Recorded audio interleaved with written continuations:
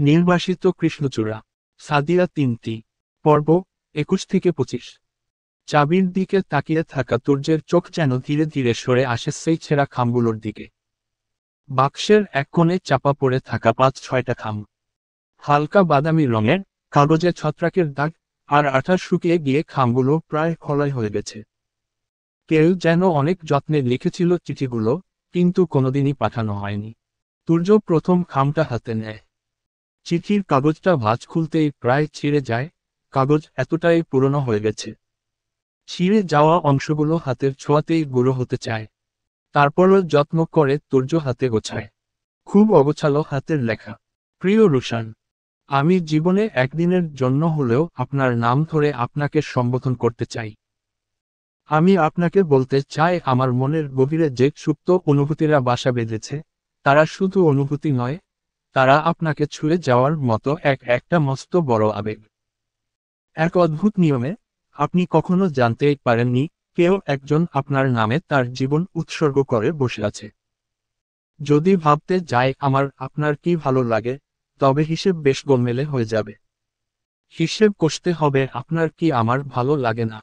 তবে এখানেও অদ্ভুত নিয়ম। ভালো না লাগার কিচ্ছু খুঁজে পাওয়া আমার জন্য অসম্ভব। আমার ভালো লাগে তোমার এই চুপচাপ থাকা স্বভাবটা, কারোর সাথে না কথা বলার ব্যাপারটা, নিজের আলাদা একটা জগতে থাকা। আপনার ঘরের সামনে দিয়ে যতবার হেঁটে হেঁটে যাই, ততবার আমার বুকের মাঝে ধুকপুক শব্দ হয়। ভয় লাগে যদি সেই শব্দটা আপনার কানে পৌঁছে যায়। একদিন আপনাকে সব জানাবো। আপনি কি হাসবেন? আপনি এত অন্যরকম কেন রুশান ভাই? আপনি একটা মস্ত মায়া। আর যে মায়া আমি শুধু ডুবছি আর ডুবছি। খুব তাড়াতাড়ি সে দিন আসবে আমার যেদিন এ অনুভূতি কাগজে নয়, আপনার কান শুনবে। ইতি। আপনার একান্ত নিজের তুহুরা। হিয়া প্রচণ্ড আচমকিত হয়ে বলে ওঠে, তুহুরা তাহলে বড়দাদাকে ভালবাসত?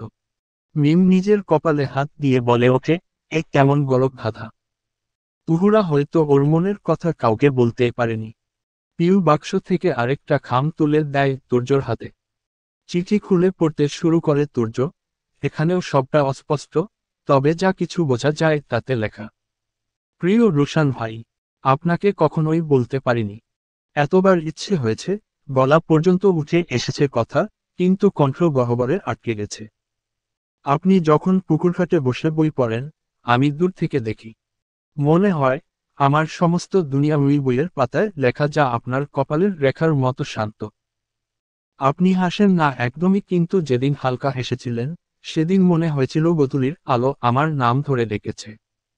আমি জানি, আপনি হয়তো এসব কোনোদিনই জানতে পারবে না। তবুও আমি লিখি। আজ বিকেলে খালাম্মা আর খালুজান কথা বলছিলেন। আপনি বিশ্ববিদ্যালয়ে ভর্তি হবেন, এরপরই আপনার আর আমার বিয়ে দিয়ে দেবে। খালুজান চায় আপনি যেন খুব ভালো একটা সরকারি চাকরি পান। আমিও চাই আপনি অনেক অনেক সফল হন।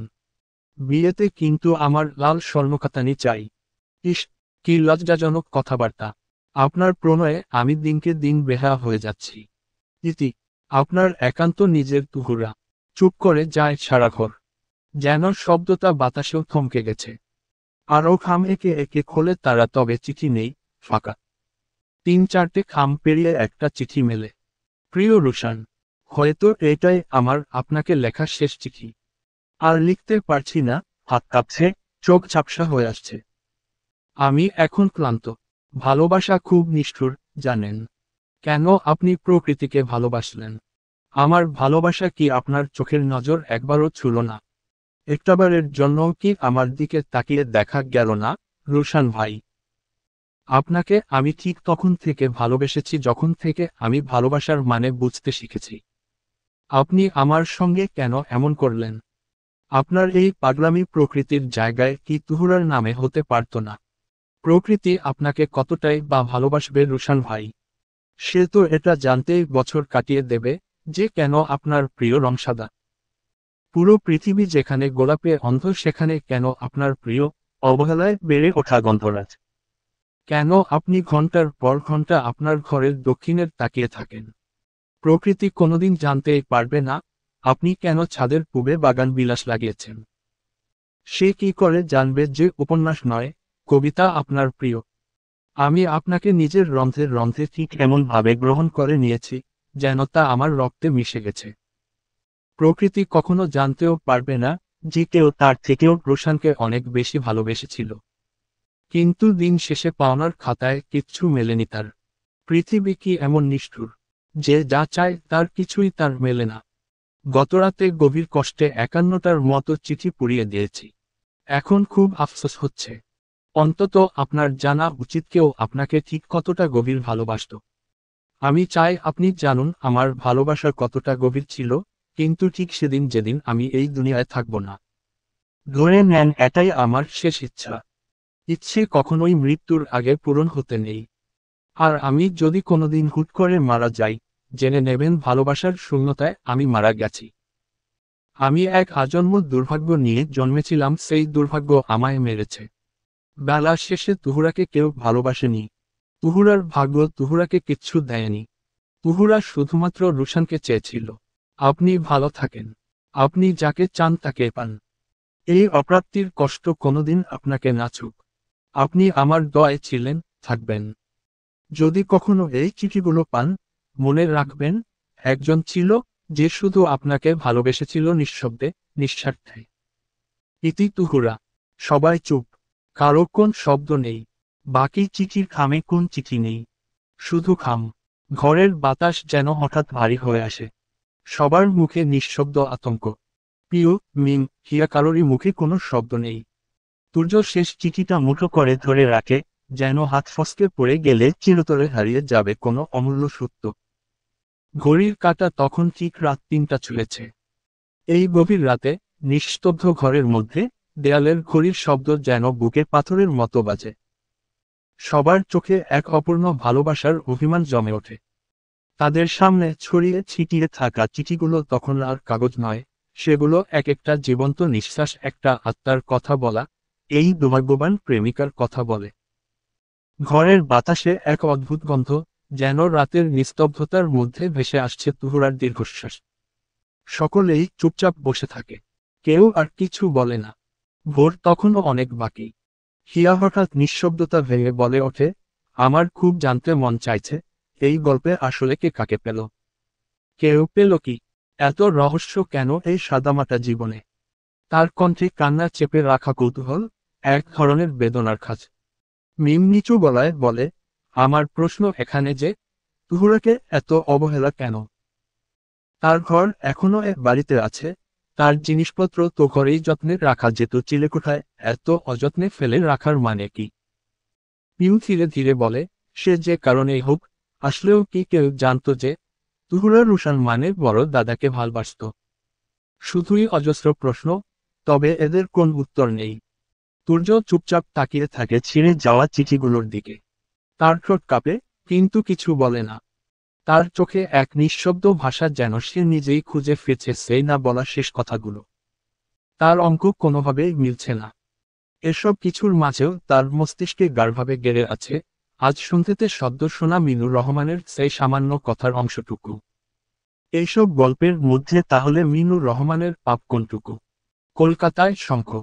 এই শঙ্খুর চরিত্রটা আসলে কে? এবার বাংলার একজনকে ওপার বাংলা থেকে চিঠি পাঠাচ্ছে, তাও সেই যুগে। এটা কি স্বাভাবিক নেওয়া উচিত? শঙ্খ ছেলে না মেয়ে? ঘরের এক কোণে বাতাস একটু নড়ে ওঠে। জানালার পর্দাটা হালকা দুলে ওঠে। আর হিয়া নিচু গলায় ফিসফিস করে বলে, আমাদের এখন ঠিক কি করা উচিত? সকলেই তুর্যর মুখের দিকে তাকিয়ে থাকে। যেন সে যেটাই বলবে সেটাই সকলের চুপচাপ মেনে নেবে। তুর্য একটু চুপ থেকে বলে, এই চিঠিগুলোর অপেক্ষার বয়স 50 বেরিয়ে গেছে। অন্তত এখন সে মানুষটার জানা উচিত যে তাকে ভালোবাসার মানুষ আরও একজন ছিল। আর হতেই পারে বড় দাদা এই শঙ্খ নামের চরিত্রটাকে জানেন। সবাই চুপ করে বসে থাকে, সকলের মাঝে সকল রকম কথা ফুরিয়ে গেছে যেন। ভোর হলেই তাদের ছুটতে হবে নিজেদের বাড়ির উদ্দেশ্যে। এ শহর ছেড়ে শত শত কিলোমিটার দূরে। তবে তারা কেউই যেন এই মুহূর্তে আর বাড়ি ফিরতে চায় না, সকলেই থেকে যেতে চায় জিদ করে হলেও। ভোর হওয়ার আগে ওরা সবাই নিঃশব্দে যে যার কক্ষে ফিরল। কেউ কারো দিকে তাকালো না, কেউ কিছু বলল না, কেবল দরজা খোলার শব্দ এলো। তবুও আজ রাতটা ওদের ভেতরে একটা কিছু জমাট বেঁধেছে।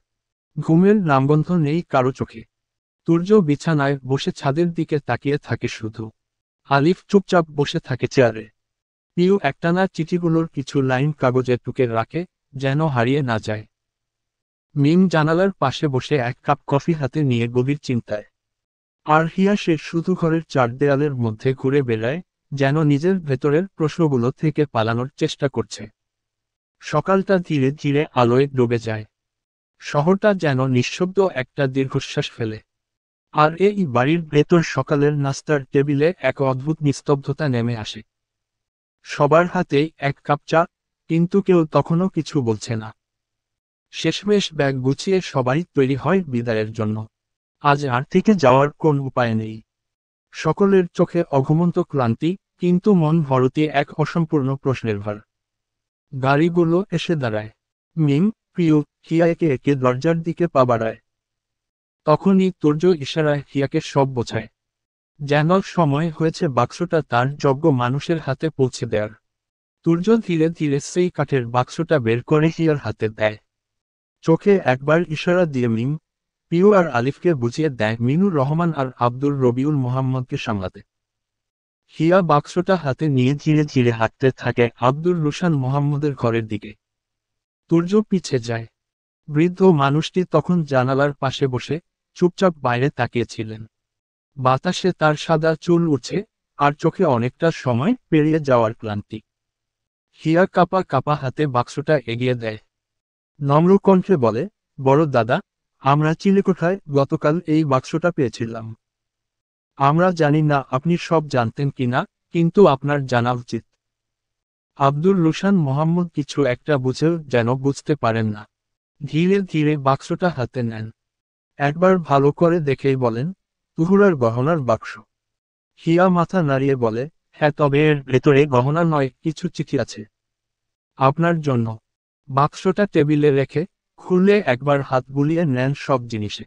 তার হাতে পড়ে রূপলি পায়লটা তিনি তুলে ধরেন নিজের সামনে। আব্দুর রুশান মোহাম্মদের চশমার কাচ ঝাপসা হয়ে আসে। ঠোঁট কাঁপে, কিন্তু কোনো শব্দ আসে না। তার চোখ জলে ভরে যায়। অবশেষে অনেকক্ষণ চুপ থাকার পর তিনি বলে ওঠেন, এটা এটা তো প্রকৃতির। হিয়ার চোখ বড় বড় হয়ে যায়। তুর্য দরজা থেকে আরো কয়েক পা এগিয়ে আসে। হিয়া বিস্ময় নিয়ে বলে, প্রকৃতির মানে? আব্দুর রুশান মোহাম্মদ বলেন, এটা প্রকৃতির পায়েল। আমি দিয়েছিলাম ওকে। তুর্য আরো একটু এগিয়ে এসে বলে, আপনি নিশ্চিত এটাই সেটা? একই পায়েল তো তুহুরারও থাকতে পারে। আব্দুর রুশান মোহাম্মদ বলেন, এই পায়েলের লকটা দেখো, ইংরেজি অক্ষর পি এর মতো। এই পায়েলটার রূপো দিয়ে গড়া। আমি নিজে গড়িয়েছিলাম এটা প্রকৃতির জন্য। তুর্য আর হিয়া পরস্পরের দিকে তাকায়। দুজনের চোখের প্রশ্ন। হিয়া এবার প্রশ্ন করল, তুহুরা প্রকৃতিকে চিনত? আব্দুর রুশান মোহাম্মদ চুপচাপ পায়েলটা হাতে ধরে বসে পড়েন। তার চোখ তখন দূরে, বহুদিন আগের কোনো এক স্মৃতির দিকে হারিয়ে গেছে। এরপর বললেন, অসম্ভব। তুহুরা কেন? রবি ছাড়া প্রকৃতিকে আর কেউই দেখেনি এ বাড়ির। হিয়া আর তুর্য একবার নিজেদের দিকে তাকায়। তুর্যর মুখে কথা আসে, আবার থেমে যায়। সে বলতে চায়, দীপ্তি দেবীর ভাষ্যমতে আব্দুর রুশান মোহাম্মদের বাবা প্রকৃতির সঙ্গে সরাসরি দেখা করেছিলেন। এমনকি তাদের বিয়ের আশ্বাসও দিয়েছিলেন। কিন্তু তুর্য সিদ্ধান্ত নেয়, এখনই সব বলা ঠিক হবে না। কিছু কথা সময়ের জন্য অপেক্ষা করে। হিয়া তখন একটুখানি চুপ থেকে বলে ওঠে, বাক্সে শঙ্খ নামের একজনের চিঠিও আছে, যিনি কলকাতা থেকে তুহুরাকে চিঠি দিয়েছিলেন। আপনি এই নামের কাউকে চেনেন? আব্দুর রুশান মোহাম্মদ চুপচাপ বসে ভাবতে থাকলেন। মস্তিষ্কে চাপ দিয়ে নামের কারো অস্তিত্ব মনে করতে পারলেন না। এরপর চিঠিটা দেখার জন্য খুঁজতে লাগলেন। তুর্য হাত লাগালো, দ্রুত চিঠিটা তুলে আব্দুর রুশান মোহাম্মদের হাতে দিল। তিনি খুব নিখুঁতভাবে খুঁটিয়ে দেখলেন। এরপর বললেন, না, আমার পরিচিত কেউ না। তুহুরার কোন পরিচিত হয়তোবা। আব্দুর রুশান মোহাম্মদ সেই রূপলি পায়েলটা হাতে নিয়ে গভীরভাবে দেখতে থাকেন। তার চোখে এক অন্যরকম উজ্জ্বলতা, যেন এই ক্ষুদ্র অলংকারের ভেতরেই পুরো একটা হারানোর সময় ঘুমিয়ে আছে। চুপচাপ ধীরে ধীরে তিনি পায়েলের লকটা ছুঁয়ে দেখেন। তার ঠোঁটের কোণে এক টুকরো দুঃখমাখা স্মৃতি খেলা করে। তুর্য আর হিয়া দুজনেই তখন নিঃশব্দে দাঁড়িয়ে। কিছু বলার মতো শব্দ নেই, আবার অনেক কিছু বলার মতো অনুভূতি জমে আছে বুকের মধ্যে। দুজনেরই মনে হচ্ছে তারা কোনো রহস্যের মাঝখানে এসে পড়েছে, যার শুরু বহু আগের, শেষ কোথায় কেউ জানে না। ঠিক তখনই নিচতলার বসার ঘরের দিক থেকে মিনুর রহমানের গলা শোনা যায়, তুর্য, হিয়া, নিচে এসো, ট্রেন মিস করে ফেলবো তো। হিয়া একটু চমকে ওঠে। তুর্য ধীরে এসে আব্দুর রুশান মোহাম্মদের সামনে দাঁড়ায়। এক মুহূর্ত চোখ মেলায় তার চোখের সঙ্গে। তারপর শান্ত গলায় বলে, বড় দাদা, আমাদের আজ যেতেই হবে। কিন্তু একটা অনুরোধ করছি, আপনার ভাইবোনদের কিছু বলবেন না এখন। যা করবেন নিজের মতো করে করুন। আমার মতে পুরো চিলেকোঠাটা আবার একবার সার্চ করা দরকার। একটার পর একটা জিনিস সেখানের থেকে পাওয়া যাচ্ছে। আমি মনে করি এই পুরো ঘটনার একটা স্পষ্ট ব্যাখ্যা দরকার। এ বাড়িতে যা কিছু গোপন সব যেন চিলেকোঠায়। একটু থেমে তুর্য আরেকটু নিচু গলায় বলে, আমি আবার ফিরব, দিন দুয়েকের মধ্যেই। আপনার এই রহস্যের ভেদ যে আমাকে করতেই হবে। আব্দুর রুশান মোহাম্মদ মাথা নাড়েন না, কিছু বলেনও না, শুধু একবার তাকান তুর্যের দিকে। সেই দৃষ্টিতে যেন আশীর্বাদ, কৃতজ্ঞতার আর দীর্ঘ এক অপেক্ষার প্রতিচ্ছবি মিশে আছে। তুর্য আর হিয়া ধীরে পিছু হাঁটে। পায়ের আওয়াজ যেন ধ্বনির ভেতর হারিয়ে যায়। পেছনে রয়ে যায় শুধু বৃদ্ধ মানুষটা। সবাই নিচে নেমে আসে। মিনুর রহমান আর আব্দুর রবিউল মোহাম্মদ বারবার তাগাদা দিচ্ছেন। এক মুহূর্ত পর আব্দুর রুশান মোহাম্মদও নিচে চলে আসেন। চিরচেনা ভঙ্গিতে, যেন কিছুই হয়নি, তবু তার চোখে আজ এক অদ্ভুত ধৈর্য আর গভীরতা। সবার সঙ্গে হাসি মুখে কথা বলেন, সকলের মাথায় হাত রাখেন আশীর্বাদের ভঙ্গিতে। সবাই একে একে ভাড়ার গাড়িতে উঠে পড়ে। আলাদা গাড়ির জানালা দিয়ে হিয়া আর তুর্য তাকিয়ে থাকে বাড়িটার দিকে। প্রশ্ন যেন তাদের মস্তিষ্ক দখল করে নিয়েছে। এবাড়ির রহস্যের যেন শেষ নেই। গাড়ি দুটো দূরে চলে যায়, তখনও বাড়ির দরজায় দাঁড়িয়ে থাকেন একা আব্দুর রুশান মোহাম্মদ। গাড়িটি দৃষ্টিসীমার বাইরে চলে যেতে আব্দুর রুশান মোহাম্মদের চোখের কোমলতা নিঃশব্দে কেটে যায়। তার দৃষ্টিতে জমতে থাকে এক অদৃশ্য কঠোরতা, যেন নিজের ভেতরে গড়ে তুলছেন এক অচেনা দেয়াল। বুকের ভেতর একটা চাপা অস্বস্তি চেপে বসে, যেন নিঃশ্বাস নিতেও কষ্ট হয়। তুর্যর শেষ কথাগুলো এখনো তার কানে বাজছে। আপনার ভাই বোন কাউকে জানাবেন না। এই একটিমাত্র বাক্য তার হৃদয়ে কাটার মতো বিঁধে থাকে। শুরু হয় এক নিঃশব্দ ঘূর্ণাবর্ত, ভাই বোনদের প্রতি জন্ম নেয় এক গাঢ় অবিশ্বাস। এই অবিশ্বাস যে আগে ছিল না এমনটা নয়, তবে এখন যেন তা প্রকাশ হবার রাস্তা মজবুত হয়েছে। কেনই বা বাড়ি থেকে একের পর এক হারিয়ে যাওয়া জিনিস পাওয়া যাচ্ছে? কেমন করে প্রকৃতির সেই পুরনো ডায়েরি, যেটি মিনুর রহমানের হাতেই দিয়েছিল বলে জানা যায়, সেটা হারিয়ে আবার ফিরেও আসে এই বাড়িরই চিলেকোঠায়, তাও অর্ধ শতাব্দীর পরে। এমন হাজারো প্রশ্নগুলো মাথার ভেতর ঘুরপাক খেতে থাকে, প্রতিটি প্রশ্ন যেন ধীরে ধীরে তার মস্তিষ্কের কোষে গেঁথে যায় স্পষ্ট, গাঢ় ও বিদ্ধকারীভাবে। এখন আর কোনো কিছুই তাকে অবাক করে না, বরং প্রতিটি টুকরো টুকরো ঘটনার মাঝে সে খুঁজে ফেলে এক অদৃশ্য সূত্র, যা তাকে নিয়ে যেতে পারে এক নিষিদ্ধ অতীতের গহীনে, যেখানে ভালোবাসা, বিশ্বাস আর প্রতারণার সীমারেখাগুলো বহু আগেই মুছে গেছে। তিনি ধীরে ধীরে ঘরে ফিরে এসে বসেন। চুপচাপ কিছুক্ষণ বসে থাকার পর পরিষ্কার গলায় ডেকে ওঠেন, রাশিদা, আলী, এদিকে এসো তো। দুজনেই ছুটে আসে। এরপর তিনি পরিষ্কার গলায় বলেন, চিলেকোঠায় চলো, এখনই। তারা একটু অবাক হলেও কিছু বলে না। তিনজন একসঙ্গে উঠে যায় চিলেকোঠায়। দরজাটা খোলার সঙ্গে সঙ্গে ধুলোমাখা গন্ধ আর স্মৃতির ভার ছড়িয়ে পড়ে। আব্দুর রুশান মোহাম্মদ দৃঢ় গলায় বলেন, এই পুরো চিলেকোঠা খালি করো। একটাও জিনিস যেন বাদ না যায়। যা যা পাও, সব আমার কাছে নিয়ে আসো। আমি সব নিজে দেখব। রাশিদা ও আলীও কথা মতো লেগে পড়ে কাজে। তারা খুব যত্ন করে তল্লাশি শুরু করে। বাক্সের পর বাক্স খুলে ফেলে, দেয়ালের খাঁজে খুঁজে দেখে, পুরনো ট্রাঙ্ক, কাঠের আলমারি, ধুলো ঢাকা তাক, সবকিছু যেন ঘরটাকে তারা নতুন করে জাগিয়ে তোলে। একটা একটা জিনিস রাশিদা ও আলী এনে হাজির করে আব্দুর রুশান মোহাম্মদের সামনে। কোনোটা চিঠি, কোনোটা ছবি, কোনোটা পুরনো নোটবুক, শুকনো ফুলের দলা, ভাঙা ব্রোচ, অদ্ভুত আঁকাবাঁকা হস্তাক্ষরের লেখা চিরকুট। আব্দুর রুশান মোহাম্মদও প্রতিটি জিনিস খুঁটিয়ে খুঁটিয়ে দেখতে থাকেন। চোখে তার সে আগের কোমলতা নেই, আছে একরকম তদন্তের গভীরতা। এদিকে চিলিকোঠা যেন এক নতুন রূপে আবির্ভূত হয়। রাশিদা ও আলী মেঝে থেকে শুরু করে জানালার ফ্রেম পর্যন্ত মুছে চকচকে করে ফেলেছে। পুরনো পর্দা নামিয়ে ধুয়ে দেয়, নতুন বাতাস ঢোকে ঘরে। চিলিকোঠার প্রতিটি কোণে যেন কোনো এক হারিয়ে যাওয়া কণ্ঠস্বর এখনো ঘুরে বেড়াচ্ছে, আর আব্দুর রুশান মোহাম্মদ নীরবে সেই কণ্ঠ শুনতে চেষ্টা করছেন। এখনো তার চোখে শুধু একটাই লক্ষ্য, প্রকৃতি। তল্লাশি শেষ হয় বিকেলের আলো মিলিয়ে যাওয়ার আগে।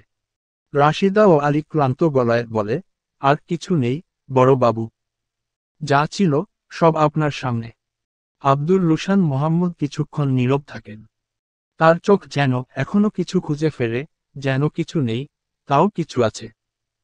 তিনি একে একে টেবিলের ওপর রাখা পুরনো চিঠি, ছবি, ডায়েরির খুচরো পাতা সবই দেখেন আবার, বারবার। কিন্তু না, নতুন কিছু নেই। প্রত্যেকটা জিনিস যেন শুধুই অতীতের স্মৃতিচিহ্ন, যাদের থেকে এখন কোনো কার্যকর সূত্র বের করা অসম্ভব। তিনি ধীরে ধীরে চেয়ারে হেলে বসেন। মুখে একটা হতাশ ভাব।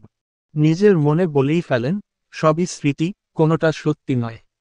আর সত্যি যদি থেকেও থাকে, তার মুখ নেই, নাম নেই। রাশিদা বলে, সব ফেলে দেব। তিনি মাথা নাড়েন, না, কিছু ফেলবে না। সব আবার যত্ন করে তুলে রাখো। ঠিক যেখানে ছিল, ঠিক তেমনভাবেই। শুধু একটা কাজ করো, কাঠের বাক্সটা এদিকে টেবিলের উপরে দিয়ে যাও। বাকি কিছু নয়। আলী কাঠের বাক্সটা টেবিলের উপর তুলে দিয়ে ঘর থেকে বেরিয়ে যায়। আব্দুর রুশান মোহাম্মদ ধীরে ধীরে হাত বাড়িয়ে কাঠের বাক্সটার ঢাকনাটা তোলেন। পুরনো কাঠের গন্ধে যেন একসঙ্গে শত বছর পুরনো গল্প উঠে আসে। ভিতরে গুছিয়ে রাখা ছোট ছোট খাম, কিছু হলুদ হয়ে যাওয়া কাগজ, আর কিছু কাপা হাতে লেখা চিঠি। তিনি একটির পর একটি চিঠি তুলে নিতে থাকেন। প্রতিটি খামে খুব যত্নে আবেগ তুলে রাখা। এসব যত্নের আবেগ কখনো আব্দুর রুশান মোহাম্মদ পর্যন্ত পৌঁছায়নি। তিনি প্রথম চিঠিটা বের করেন। কাগজ নরম, ভাজে ভাজে ছিঁড়ে যাওয়ার উপক্রম। কাপা কাপা হাতে লেখা। এরপর দ্বিতীয় চিঠিটা, তারপর আরেকটা। এভাবেই পর পর প্রতিটা চিঠি খুব যত্নে আগলানো। চিঠিগুলো যেন এক একটা সময়ের বুকচেরা দলিল। ভালোবাসা, অভিমান, অসহায়ত্ব আর অদ্ভুত এক নিঃসঙ্গতার ছাপ স্পষ্ট প্রতিটা শব্দে। আব্দুর রুশান মোহাম্মদের চোখ কঠিন হয়ে ওঠে। একটা দীর্ঘশ্বাস ফেলেন।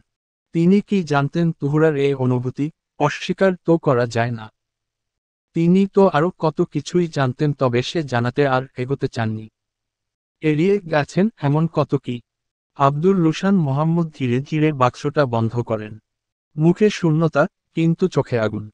তিনি চোখ বন্ধ করে শুধু সময়কে পিছিয়ে নেন। ক্যালেন্ডার যেন 25 ছাড়িয়ে 69-এ ঠেকল। ঠিক সেদিন যেদিন তিনি প্রথম আবিষ্কার করলেন তুহুরার চোখে এক অবাধ্য জ্বলে ওঠা প্রেম। ক্রিকেট টুর্নামেন্টের সেই শেষ দিন। এলাকার মাঠটা যেন মেলার মাঠে পরিণত হয়েছিল। গ্যালারির ধারে দাঁড়িয়ে উৎসুক জনতা, মাঠজুড়ে উত্তেজনা। তার ভেতরেই আব্দুর রুশান মোহাম্মদ ছুটছিলেন শেষ ওভারে ম্যাচ বাঁচাতে। কিন্তু ঠিক তখনই এক হঠাৎ পতন। পায়ের নিচে মাটি সরে গিয়েছিল যেন। ধ্বস্ত হয়ে পড়ে যান। গোড়ালিতে তীব্র যন্ত্রণার কাতরে ওঠেন। রাতে বাড়িতে ফিরে সেই ব্যথা যেন গলা টিপে ধরল তাকে। সঙ্গে ভয়ানক জ্বর। ঘামছিলেন অজরে, জ্বর যেন বেপরোয়ার মতো উঠছিল আর নামছিল। ব্যথাটা যেন হাড়ের ভেতর গেঁথে বসেছিল। তার মা সারা রাত তার পাশে বসেছিলেন, ঘন ঘন পানি খাওয়াচ্ছিলেন, কপালে চেপে ধরেছিলেন ভেজা গামছা। আর সেই সময়টায়, আবছা আলোয়, আরেকজন ছাড় মতো উপস্থিত ছিল, তুহুরা। সে আস্তে করে দরজা খুলে ঢুকেছিল, যেন ভেঙে না ফেলে ঘরের নীরবতা। ঠান্ডা জলের পাতিলে কাপড় ভিজিয়ে এনে ছেলেমানুষের মতো নিষ্ঠা নিয়ে রোশানের কপালে চেপে দিচ্ছিল। এই জেগে থাকা তার স্বভাবের মধ্যেই পড়ে। কিন্তু আব্দুর রুশান মোহাম্মদ চোখ আধা খোলা অবস্থায় যখন তুহুরার চোখের দিকে তাকিয়ে পড়েন, সেই চোখের ভেতরে যা দেখেছিলেন, তা কোনো সাধারণ মনোভাব ছিল না। সে চোখে ছিল অগাধ এক প্রেমের আকুতি, নিঃশব্দ এক স্বীকারোক্তি। যেন সে বলছে, এ যন্ত্রণা আমার।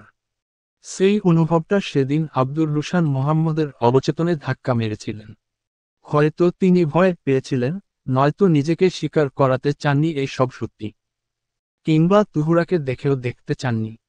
কিন্তু এরপর থেকে তিনি লক্ষ্য করতেন, একটু বেশি লক্ষ্য করতেন তুহুরাকে। এটা কি আসলেও একতরফা ভালোবাসা, নাকি তার শুধুমাত্র তার সন্দেহ সেটা জানার এক লড়াই? তুহুরার কিশোরী মন ততদিনে রুশানের রঙে রঙিন হয়ে উঠেছে। সেই গাঢ় রং তার আচরণে, চোখে, কথায় প্রকাশ্য। সে প্রতিদিন লম্বা চুলের পাশে গুজে রাখত গন্ধরাজ ফুল। চিকন গড়নের সে মেয়েটি যেন নিজের সমস্ত কল্পনায় একটাই নাম উচ্চারণ করত, রুশান। আব্দুর রুশান মোহাম্মদ অবচেতনে একটু হেসে ফেলেন, যেন একটু ধরা পড়ে যাওয়া ছেলেমানুষি হাসি।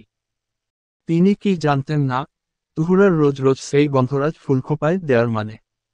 জানতেন, জানতেন ভালো করেই, তবুও কখনো বলেননি কিছু। সেই মেয়েটাকে, সেই ভালোবাসাকে, সেই চোখের গভীরতাকে তিনি শুধু দেখেছেন, তবে কখনো স্বীকার করেননি, দেখতে চাননি, এড়িয়ে গেছেন বারবার। চোখের সামনে থেকেও যেন দৃষ্টির আড়ালে রেখেছেন তুহুরাকে। তবুও তুহুরার ভালোবাসা প্রতিদিন একটু করে বেড়েছে, নীরব, নিঃশব্দ, অবহেলিত এক আগুনের মতো। আর আব্দুর রুশান মোহাম্মদ ছিলেন সেই আগুনের অনিচ্ছাকৃত সাক্ষী। তিনি জানতেন, তবুও জানতেন না বলেই থেকেছেন। তবু তুহুরা, সে ভালোবেসে গিয়েছে। এমনকি যখন আব্দুর রুশান মোহাম্মদ তাকে অবহেলা করেছেন, অগ্রাহ্য করেছেন, তাও সে ভালোবেসে গিয়েছে।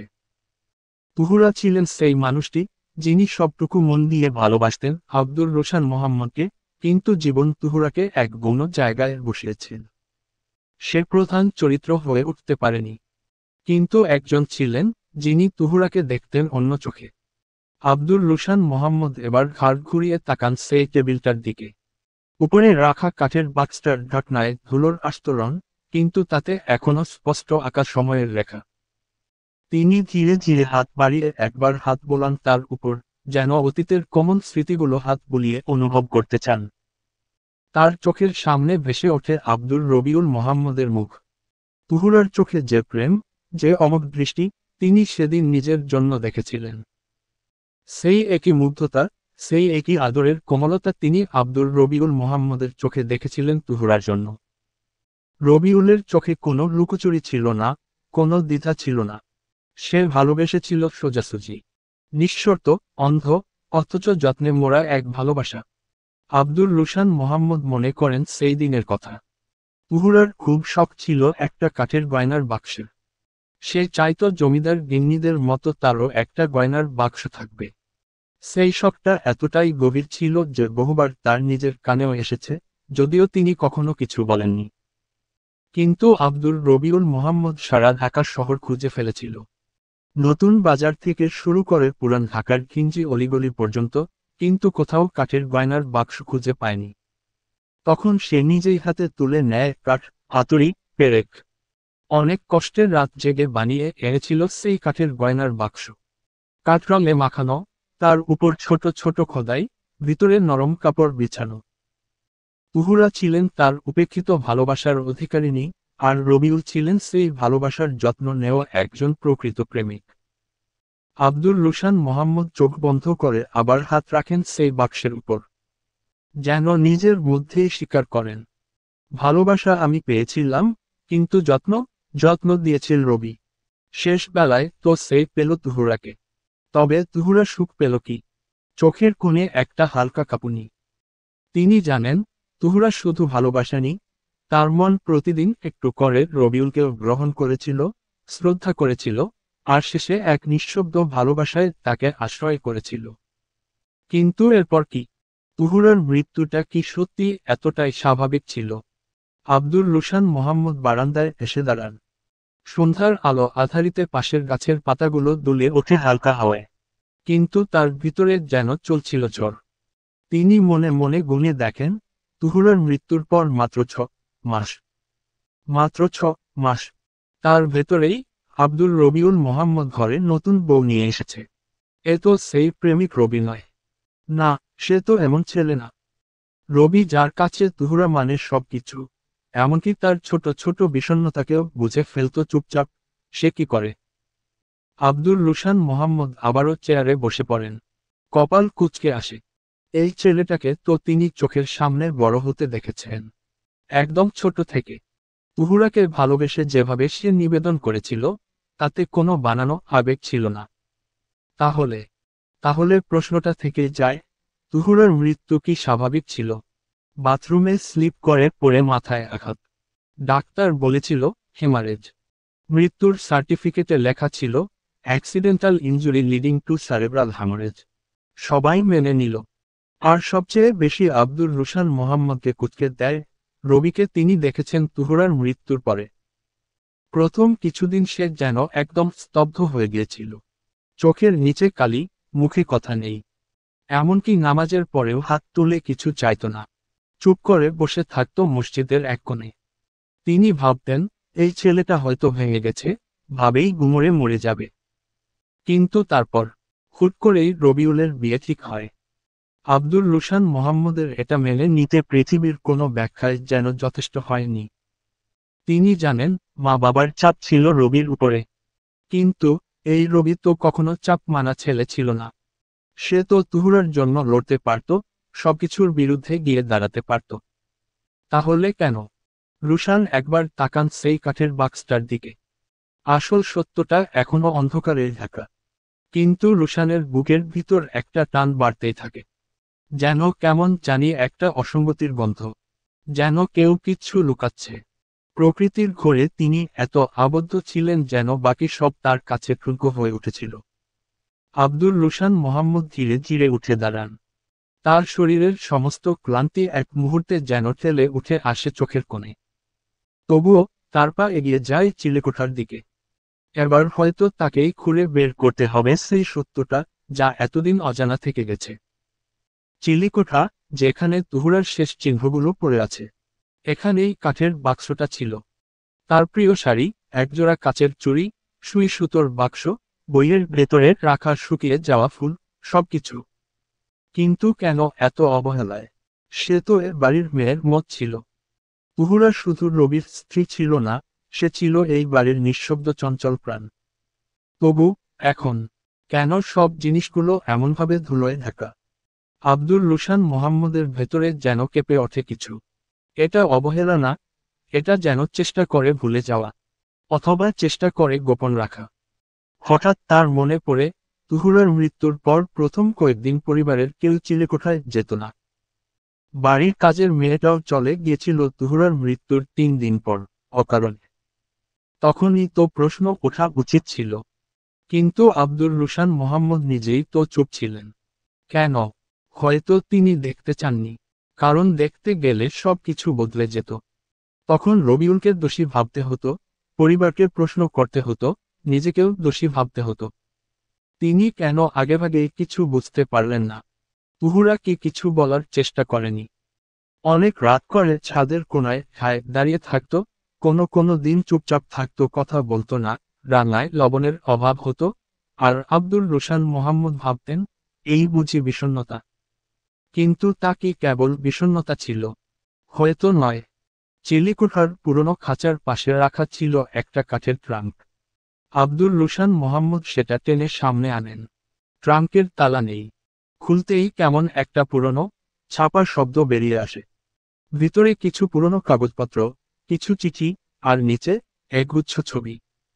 তুহুরা আর রবিউলের, কিছু হাসিমুখ, কিছু ক্লান্ত। কিন্তু একটা ছবিতে তুহুরার চোখে ছিল এক অদ্ভুত শূন্যতা, যে শূন্যতা আব্দুর রুশান মোহাম্মদ আগে কখনো লক্ষ্য করেননি। হয়তো তিনি চোখ ফিরিয়ে নিয়েছিলেন। হয়তো সবাই ফিরিয়ে নিয়েছিল। তাহলে কি তুহুরাকে চুপ করিয়ে দেওয়া হয়েছিল? আব্দুর রুশান মোহাম্মদ এবার ধীর পায়ে নিজের ঘরে ফিরে আসেন। বাইরে তখন রাত নেমে এসেছে। কিন্তু প্রশ্নের উত্তর সেখানেই আটকানো। প্রকৃতির পায়েল তুহুরার বাক্সে কি করে এলো? ডায়েরি যেভাবে সাত্তুকি দিয়ে গিয়েছিল, সে অবশ্যই পায়েল দিয়ে যাবে না।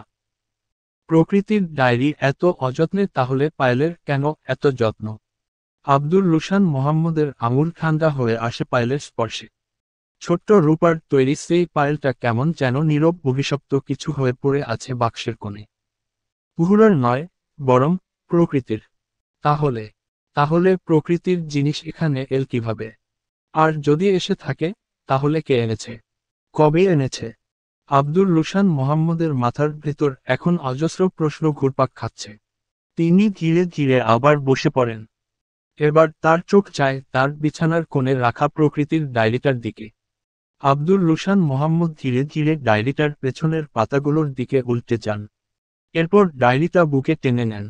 রাত তখন নিঃসঙ্গতার মোড়কে জড়ানো। শহরের প্রান্তে ছড়ানো বাতিগুলো নিভু নিভু আলো ছড়িয়ে দেয় জানালার পর্দায়। আব্দুর রুশান মোহাম্মদ বিছানায় বসে ডায়েরিটা বুকের কাছে আগলে রাখেন, যেন সেটি শুধু কাগজ নয়, একটা জীবন্ত নিঃশ্বাস নেয়া বস্তু। পায়েলের শীতল ছোঁয়া এখনো আঙুলে পেঁচিয়ে আছে, অথচ তার চেয়ে ঠান্ডা এখন তার মনের ভিতর। শত প্রশ্ন, অগোছালো অনুমান, আর একরাশ অপরাধবোধ তাকে চেপে ধরছে। রাতের গভীরতা বাড়ে। চাঁদ জানালার গ্রিলে মুখ লুকায়, আবার দেখে। সেই এক নিঃশব্দ সাক্ষী। আর তার সাথেই ভোর নামে। সময় পেরোয়। আব্দুর রুশান মোহাম্মদ বুঝতে পারেন না এই মুহূর্তে তার কি করা উচিত, কি বলা উচিত, কাকে বিশ্বাস করা উচিত। মাথার ভেতরে তুহুরার শূন্য চোখ দুটো, পায়েলের শব্দহীন কান্না, আর প্রকৃতির ডায়েরির নীরবতা একসাথে মিলেমিশে গেছে। এই মুহূর্তে তিনি জানেন না তিনি প্রশ্নের উত্তর খুঁজবেন নাকি নিজেদের প্রশ্নবিদ্ধ জীবন থেকে সরে যাবেন এক পা করে। কিন্তু তার ঠিক বিপরীতে, জীবন তখনও ছুটে চলছে। এদিকে ফরিদপুরের সকাল যেন প্রতিদিন একরকম সূর্য নিয়েই ওঠে, কিন্তু হিয়ার চোখে দিনগুলো পাল্টে যায়। বারান্দার মেঝেতে পা ঝুলিয়ে বসে থাকা এই একগুঁয়ে মেয়েটি এবার একটু থেমে যায়। অনেক প্রশ্নের উত্তর না পেয়ে, অনেক জেদের দাঁড়ে দাঁড়ে ধাক্কা খেয়ে, হিয়া এবার মাথা নিচু করে পড়ার টেবিলে বসে। গোপনে মোবাইল স্ক্রিনে ঢাকার কোচিংয়ের বিজ্ঞাপন আর ভিডিও দেখলেও মুখে আর কিছু বলে না। তবে চোখ দুটো বলে, সে এখনো হাল ছাড়েনি। মিমো তার মতো করে স্বপ্ন বুনছে, তার থেকে অনেক দূরে। রাজশাহীর একটা কোচিং সেন্টারে ভর্তি হয়ে প্রতিদিন তার ব্যাগটা বোঝাই করে ফিরছে অঙ্ক, ইংরেজি আর বিগত বছরের মডেল প্রশ্ন। আর রাত হলেই গল্প জমায় হিয়ার সাথে।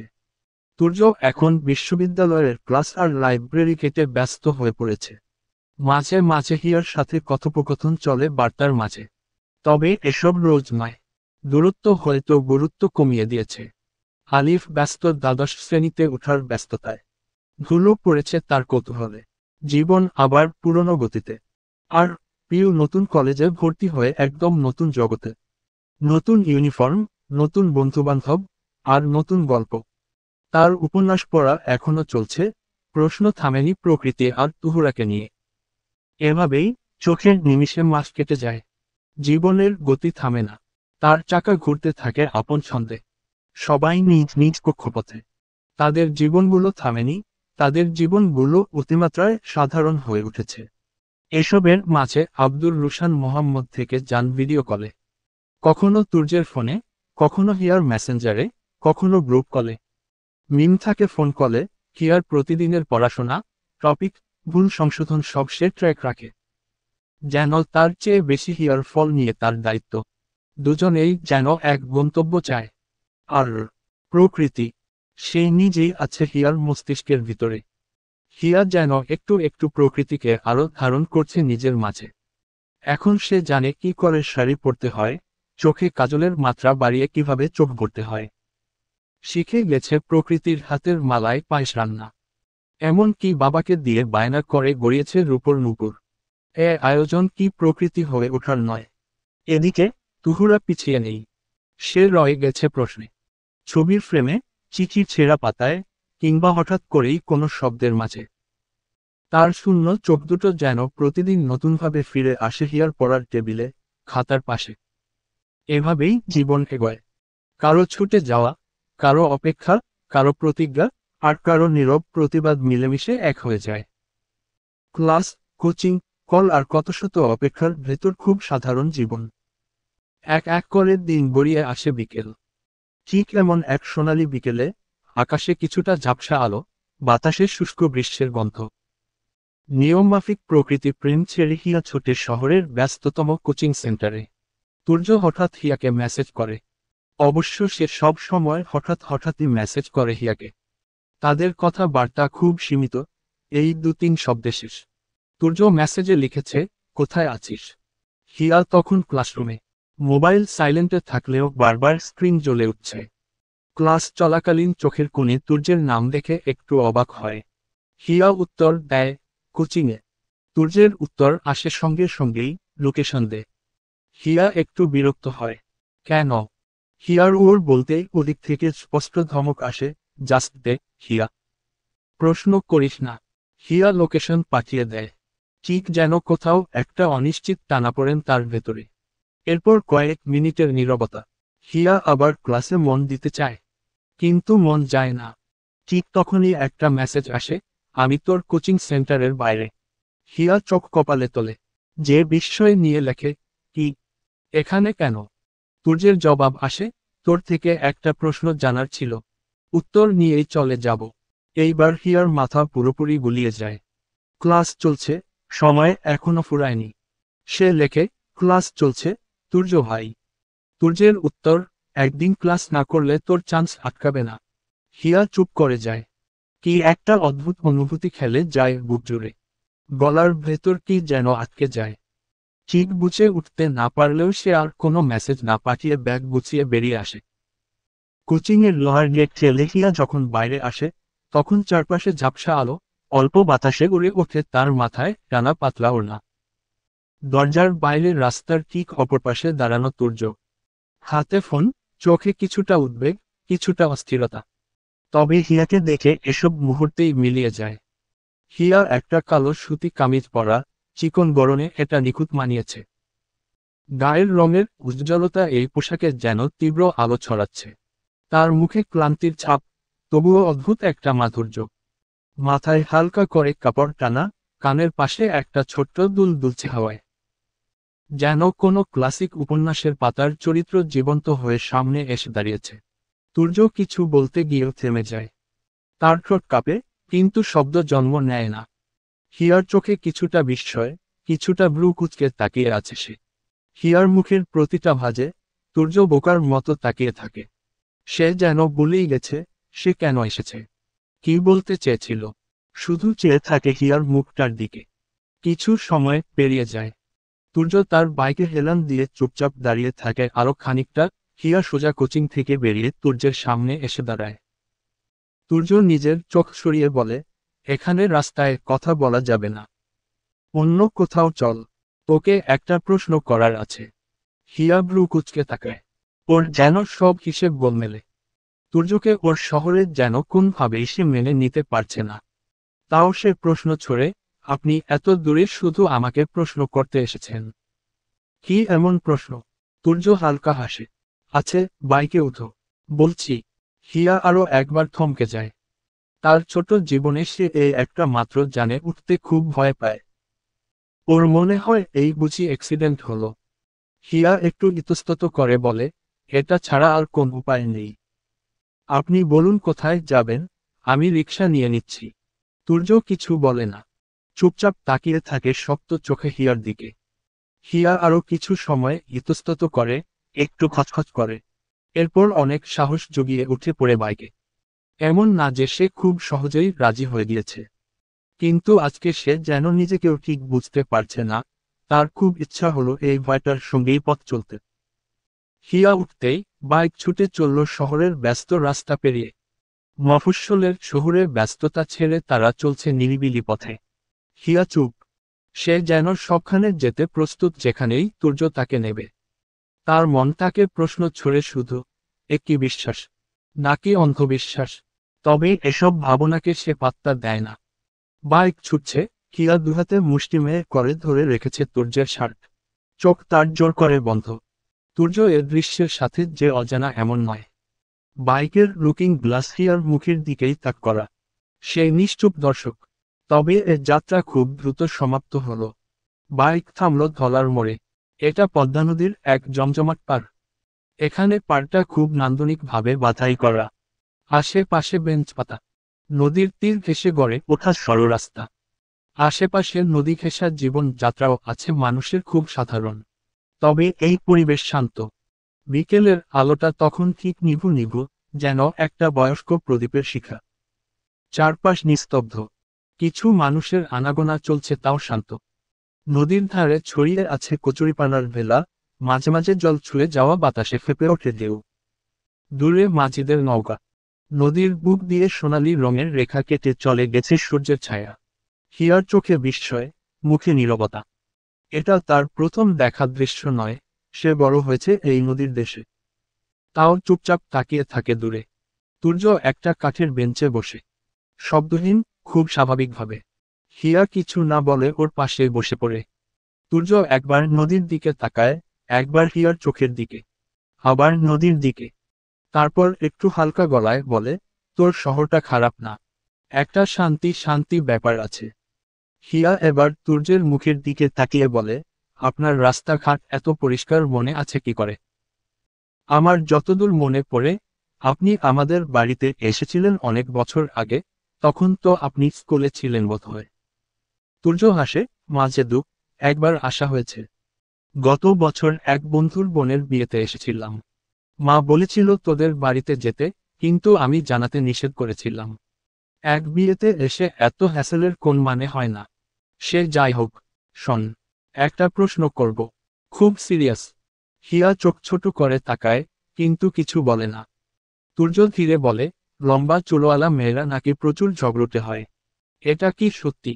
হিয়া চোখ বড় বড় করে ফেলে, ঠোঁট শক্ত করে দাঁতের দাঁত চেপে কিছু বলতে যাবে ঠিক তখনই সূর্য খুব সিরিয়াস মুখ করে বলে, আমি কিন্তু বলিনি।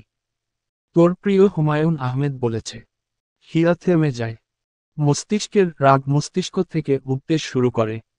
মুখটা একটু নরম হয়, কিন্তু চোখে সেই চিরচেনা জ্বালা। হিয়া ফিসফিস করে বলে, এই লাইন তো অপেক্ষা বইয়ের। সূর্য একটু নিচু গলায় বলে, সে যেখানেরই লাইন হোক, তোর হুমায়ুন আহমেদ বলেছে এটা কনফার্ম। এবার তুই বল ঘটনা সত্য কিনা। তোর মতো লম্বা চুলের মেয়ে আমি খুব কম দেখেছি। হিয়া তাকিয়ে থাকে নদীর দিকে। বুকের ভেতর কিছু খেলে যায়। বাতাসে তার মাথার কাপড় ওড়ে। সূর্য চুপচাপ, তার দিকে তাকিয়ে। আর নদী বয়ে চলে, ঠিক তাদের মতো নিস্তরঙ্গ, অথচ গভীর।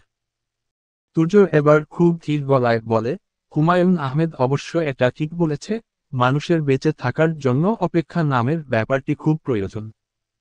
হিয়া এবার সূর্যের চোখের দিকে তাকায়, সূর্য ভাই উপন্যাসটা কেন পড়লেন? মানে ঠিক কিভাবে? সূর্য হেসে বলে, তোর কি কোন ভাবে আমাকে অশিক্ষিত মনে হয়? মনে হয় যে আমি বাংলা পড়তে জানি না। কিভাবে পড়ব আর? চোখ দিয়ে দেখেছি, মুখ দিয়ে পড়েছি। হিয়া সূর্যের এই মশকরা গুরুত্ব দেয় না। তার চোখ সূর্যের চোখে কিছু লুকোচুরি দেখতে পায়। এ কেমন অস্থিরতা! হিয়ার কি খুশি হওয়া উচিত? হিয়া জানে সূর্য তার সম্পূর্ণ জীবনে কোনোদিন উপন্যাসের মলাট অব্দি ছুঁয়ে দেখেনি। ও আশা করেনি সূর্য ওর দেয়া উপহারটাও ছুঁয়ে দেখবে। তবে এ ছেলে তো সমগ্র উপন্যাস মুখস্থ করে ওর সাথে এসে দাঁড়িয়েছে। হিয়ার ভাবনাগুলো যেন খোলা পৃষ্ঠার মতো সূর্যের চোখে দৃশ্যমান। সূর্য হালকা হাসল, এরপর বলল, আমার প্রশ্ন কিন্তু ঠিক একই জায়গায়, উত্তর না নিয়ে কিন্তু ফিরছি না। হিয়া এবার ভ্রু কুঁচকে বলে, আপনি শুধু একটা প্রশ্ন করতে রাজশাহী থেকে এত ঘন্টার রাস্তা পাড়ি দিয়ে ফরিদপুর এসেছেন? আপনি তো পাগলের থেকেও বড় পাগল। সূর্য হাসে, সে আমি যাই হই। তুই স্বীকার কর তুই ঝগড়টে। ওর নিয়ে বাড়ি যাই। হিয়া নাক ফুলিয়ে বলে, হুমায়ুন আহমেদ কোন পীর ফকির ছিলেন না। উনি একজন সাধারণ মানুষ ছিলেন। উনার সব কথা যে সত্যি হবে তার কোন মানে হয় না। সত্যি হলেও হতে পারে। তবে আমি একদমই ঝগড়াটে নই। সূর্য এবার জোরে হেসে ওঠে, যেন সে হিয়ার এই গুয়োর জানত। সেই হাসির রেশ বাতাসে বয়ে চলে। ধীরে ধীরে তা মিশে যায় নদীর গর্জনে, সূর্য ডুবে যাওয়ার ঠিক আগ মুহূর্তের নিস্তব্ধতায়। হিয়া মাথা নিচু করে বসে থাকে কিছুক্ষণ, তারপর বলে, আপনি ঠিক কবে থেকে এমন হলেন সূর্য ভাই? আগে তো এত কথা বলতেন না। এখন তো দেখি একেবারে উপন্যাসের মতো কথা বলেন। সূর্য মুচকি হেসে বলে, আগের থেকে বদলায়নি। শুধু যাদের সামনে চুপ করে থাকা চলে না, তাদের জন্য কিছু কথা বলা শিখছি। হিয়া একটু থেমে থেকে আবার বলে, আপনি কি আসলেই শুধু এই প্রশ্নটাই করতে এসেছেন? সূর্য গভীরভাবে নদীর দিকে তাকায়।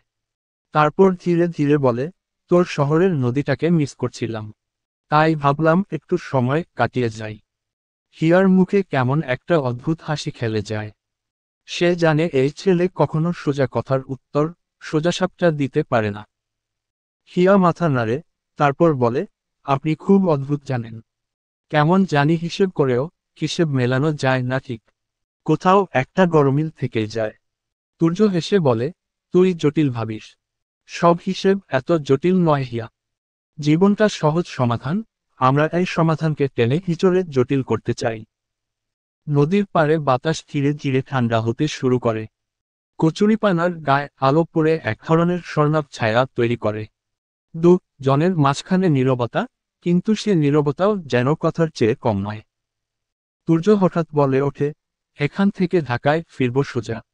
হিয়া অবাক হয়ে জিজ্ঞেস করে, ঢাকা? তুর্য মাথা হেলায়, হ্যাঁ, বড় দাদার বাসায় যাব। উনাকে কথা দিয়েছিলাম। হিয়া কিছুক্ষণ চুপ থেকে সরাসরি জিজ্ঞেস করে বসে, আপনি কি কিছু জানতে পেরেছেন?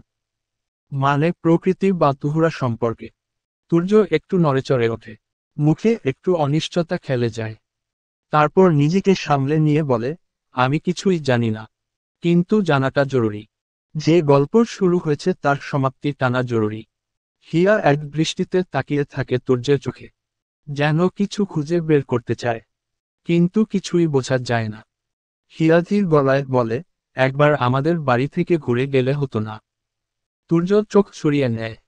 কিছুক্ষণ চুপ করে থেকে নিচু গলায় বলে, বাড়িতে প্রজেক্টের বাহানা দিয়ে বেরিয়েছি। কেউ জানে না গন্তব্য কোথায়। গোপন থাকে যাত্রা। এখানে যদি কিছু মেলে তবে সব গোপনেই মিলবে। হিয়া বুঝে যায়, এই কথার গভীরে কিছু আছে। তবুও সে আর প্রশ্ন করে না। তুর্য উঠে দাঁড়ায়।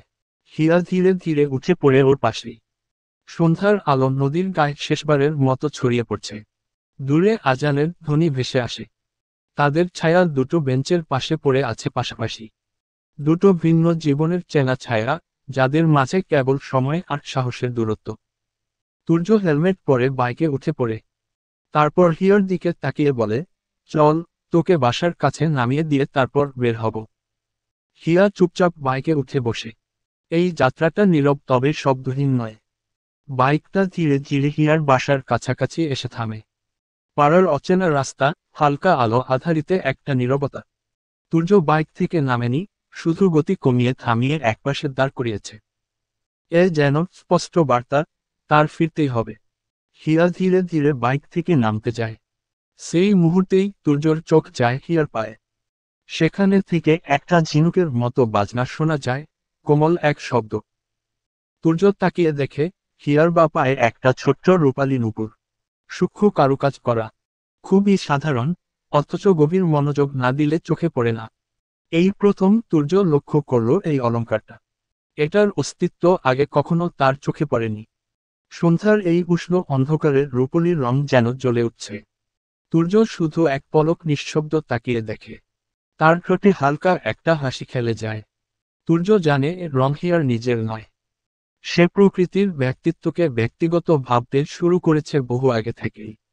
এটা খুব গ্রহণযোগ্য অভ্যেস না হলেও একজনের ব্যক্তিত্বকে ধারণ করা খারাপ তো নয়। তুর্যর মুহূর্তেই মনে হয়, সময়টা ফসকে যাচ্ছে। আর তার সামনের নারী তাকে অন্য কেউ ভাবতে শুরু করেছে। সে অন্য কেউ বোধহয় প্রকৃতির রুশান। তুর্যের এই ভাবনার অতলেই হিয়া বিদায় নেয়। সে আর পেছনে ফিরে তাকায় না। ফিরে তাকালেই যেন হিয়ার কদম থমকে যাবে। নিজের সাথে যুদ্ধ করে এগিয়ে চলে সে। নুপুরের টুংটাং শব্দে ছায়া মিলিয়ে যায় গলির গভীরে। তুর্য এক মনে তাকিয়ে থাকে হিয়াকে ছুঁয়ে আসা শেষ হওয়ার পথে। সময় কাটে অযথাই। তুর্য ধীরে বাইক স্টার্ট করে। বাতাস হালকা ঠান্ডা, কিন্তু বুকের ভেতর কিছু গরম শব্দ রয়ে গেছে অনুচ্চারিত, অস্পষ্ট, কিন্তু অনুভব করা যায়। তুর্য একরক্ষা, গম্ভীর, ছন্নছাড়া হলেও নিজের কথায় একনিষ্ঠ। তার সব থেকে বড় গুণ সে সৎ। তার কাছে লুকোচুরির কোন শব্দ নেই। তবে অনুভূতি বহিঃপ্রকাশে তার শব্দ হেয়ালি করে বেশ। হিয়ার প্রতি তার স্পষ্ট জবাবে অনুভূতি নেই, থাকা উচিতও নয়। তবে এই অকারণে সে কেন এসেছে তার শহরে? এই তুর্য খুঁজতে চায় না। তুর্য শুধু জানে, হিয়া তার বর্তমান জীবনের এমন এক চরিত্র যে অকারণে নিজের জায়গা করে নিয়ে বসে আছে। তুর্যর ভাবনা চলতে থাকে, এগুলো রোজ চলে। আরও কত শতবার সে আসতে চেয়েছে হিয়ার শহরে, তবে নিজেই নিজেকে বেঁধেছে অহেতুক। কিন্তু আজ কেন? সূর্য তার গতিতে শহরের পর শহর পেরিয়ে পৌঁছায় তার গন্তব্যের ব্যস্ত নগরীতে। তার চোখে ক্লান্তি, কিন্তু তার চেহারায় কোনো বিরক্তি নেই। ঘড়িতে তখন 9:30। আব্দুর রুশান মোহাম্মদ খায় দাঁড়িয়ে সূর্যের অপেক্ষায়। সূর্য বাইকটা গেটের পাশে দাঁড় করাতেই দরজা খুলে এগিয়ে আসেন তিনি। সূর্য একদমই আশা করেনি যে আব্দুর রুশান মোহাম্মদ এভাবে তার পথ চেয়ে থাকবেন। রাতের আলো আঁধারি চাহনিতে আব্দুর রুশান মোহাম্মদের মুখ ঝাপসা লাগলেও তার চেহারার প্রশান্ত দৃঢ়তা ভেদ করে আসে একদম সূর্যর হৃদয়ের গভীরে। তার মুখে সমস্ত রাতের প্রতীক্ষার মানে তৈরি করা। সূর্য বাইকটা লক করেই আব্দুর রুশান মোহাম্মদের বুকে জড়িয়ে পড়ে।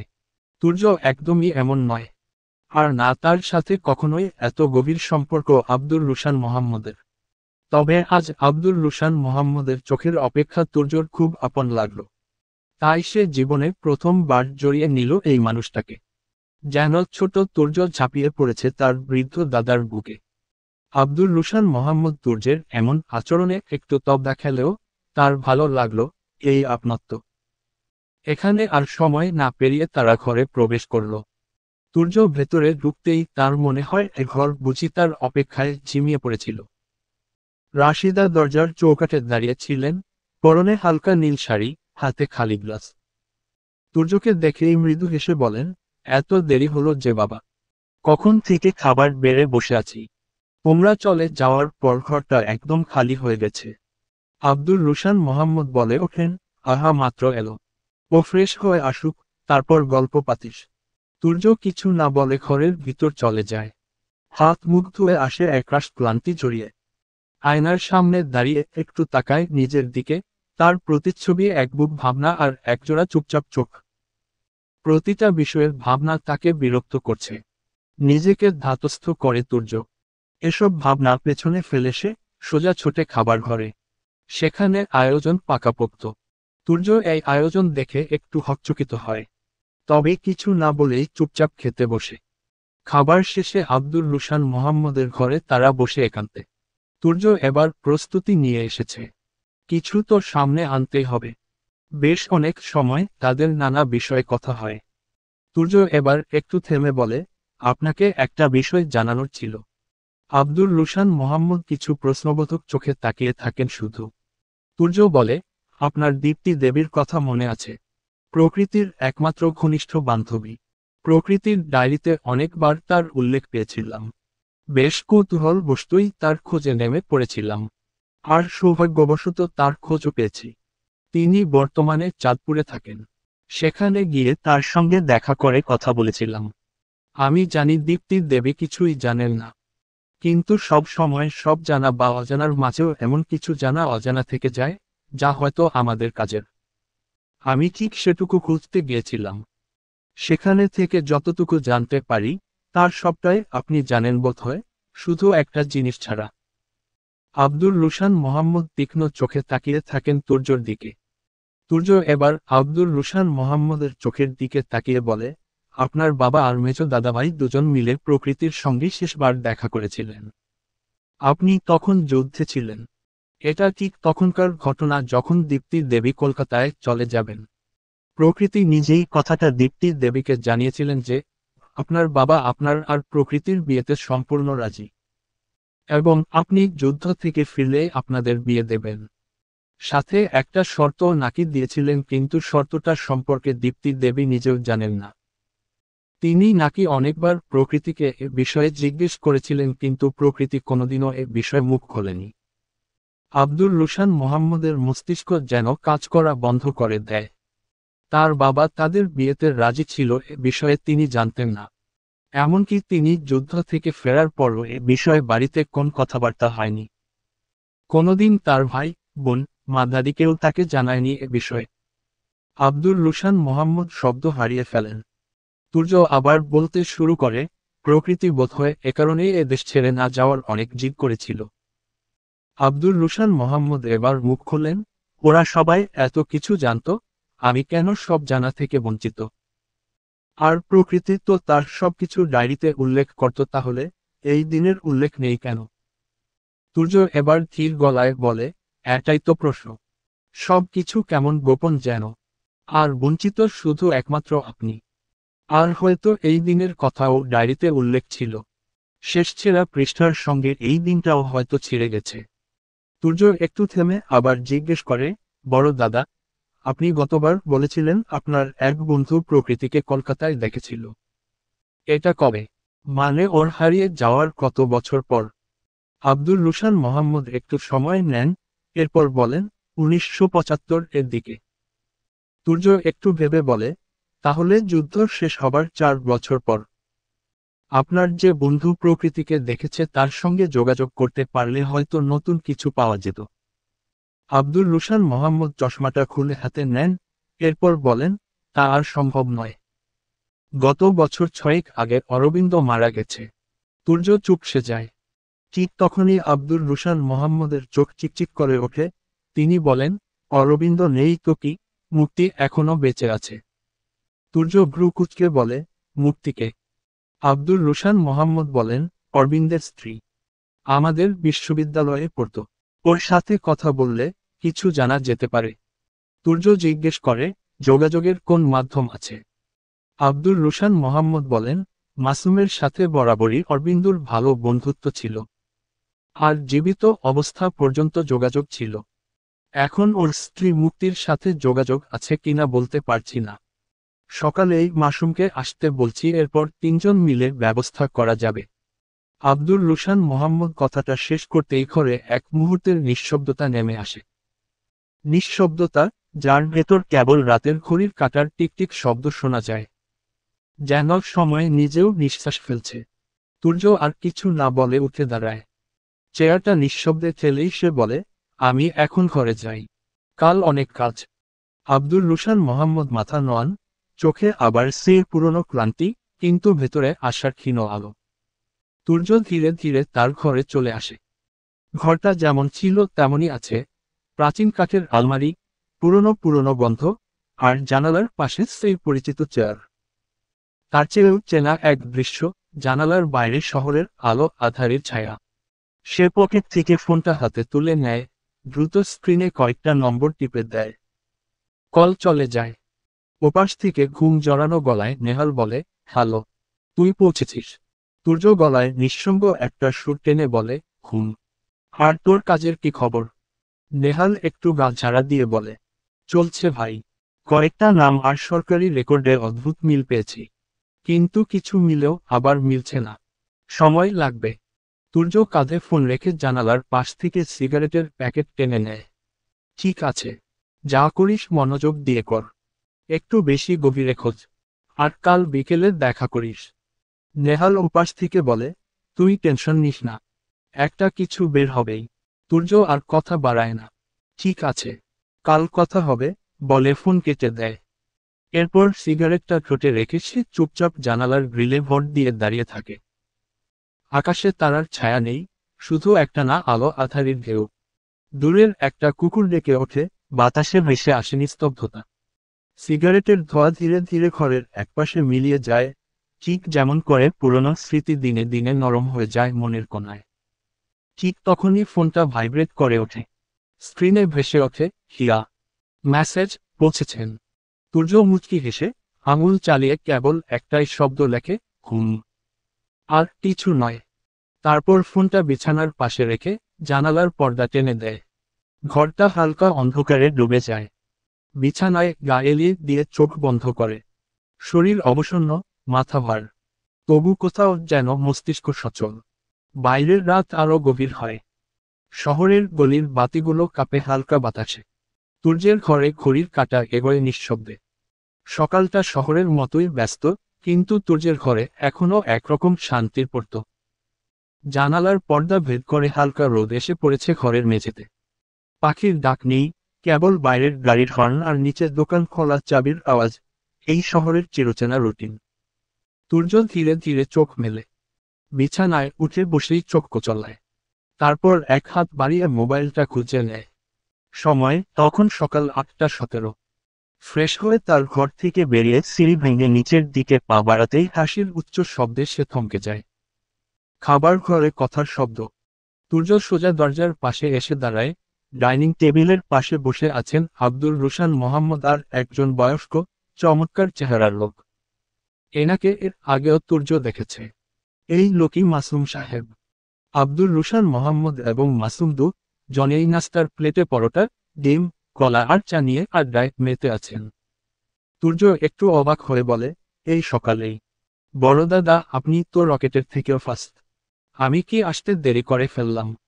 আব্দুর রুশান মোহাম্মদ মুখে চায়ের কাপ তুলে হেসে বলেন, বয়স বাড়লে ঘুম আর দেরি সহ্য হয় না। মাসুমকেও তাই আর ঘুম আর দেরি সহ্য করতে দিলাম না। মাসুম সাহেব হেসে তুর্যের দিকে তাকিয়ে বলেন, তোমার জন্যই তো অপেক্ষায় ছিলাম। আসো, বসে পড়ো আমাদের সাথে। তুর্য ধীরে ধীরে এসে টেবিলের এক পাশে বসে। জমিয়ে তাদের এক রাউন্ড আড্ডা এখানেই সমাপ্ত হয়। খাওয়া শেষ করে তারা উঠে যায় আব্দুর রুশান মোহাম্মদের ঘরের দিকে। ঘরের পাশে একটা ছোট টেবিল রাখা, তার পাশে আরামকেদারা দেওয়ালের সাথে মিলিয়ে রাখা একটা 2 সিটের সোফা। ঘরটায় নতুন পুরনো আসবাবপত্র সবই যেন জায়গা করে নিয়েছে। আব্দুর রুশান মোহাম্মদ খাটের কোণটায় হেলান দিয়ে বসেন। তুর্য সোফায় আর মাসুদ সাহেব আরামকেদারায় বসে পড়েন। বাইরে তখনও আলো পুরোপুরি ছড়িয়ে পড়েনি, মায়াবী মিষ্টি রোদটা হালকা ছোঁয়াচ্ছে মাত্র। কিন্তু ঘরের ভেতর আলো ঠিকঠাক। মাসুম সাহেব টেবিলের কোণায় রাখা আব্দুর রুশান মোহাম্মদের প্রিয় বইটা হাতে নিয়ে বলেন, প্রকৃতি নামটার আর সমাধান হলো না, তাই না রে? বুড়ো হয়ে গেছি। সময় কিভাবে কিভাবে চলে যায় একবার ভেবে দেখেছিস, রুশান? এখনো চোখ বন্ধ করলে মনে হয় এই সেদিনের ঘটনা। আব্দুর রুশান মোহাম্মদ হাসেন। জীবনটা শেষ হয়ে গেল, শুধু শেষ কয়েকটা পাতাই বেঁচে আছে। যেদিন ওগুলো পড়ে যাবে, সোজা চলে যাব 3.5 হাত মাটির নিচে। শুধু তার আগে এবারের জন্য প্রকৃতির সমাধানটা চাই। কথা স্রোত অন্যদিকে বয়ে যাওয়ার আগেই তুর্য বলে, এত সহজ নাকি সবকিছু? আপনাদের এখনো অনেক জীবন বাকি। বয়স শুধু একটা নম্বর মাত্র। আব্দুর রুশান মোহাম্মদ হেসে উঠেন। মাসুম সাহেব এবার চশমা মুছতে মুছতে বলেন, অরবিন্দের মৃত্যু অপ্রত্যাশিত ছিল। ওর মৃত্যুটাই হয়তো বুঝিয়ে দিন বুড়ো হয়ে গেছি, সময় ঘনিয়ে এসেছে। আর ওর মৃত্যুর পর মুক্তির সঙ্গে যোগাযোগ হয়নি। কিন্তু আমি একটা নম্বর খুঁজে পেয়েছি, পুরনো, কিন্তু চেষ্টা করা যেতেই পারে। তুর্য কপালে 2 আঙ্গুল দিয়ে বলে, সেটাই। এখন চেষ্টা ছাড়া আর কিছুই তো করার নেই আমাদের কাছে। আব্দুর রুশান মোহাম্মদ মৃদু হেসে বলেন, এত বছর ধরে তো শুধু চেষ্টাই করে যাচ্ছি। ঘরটা চুপসে যায় আবার। ঘরের নিস্তব্ধতা ছুঁয়ে যায় তিনজনের দেহ ও মন।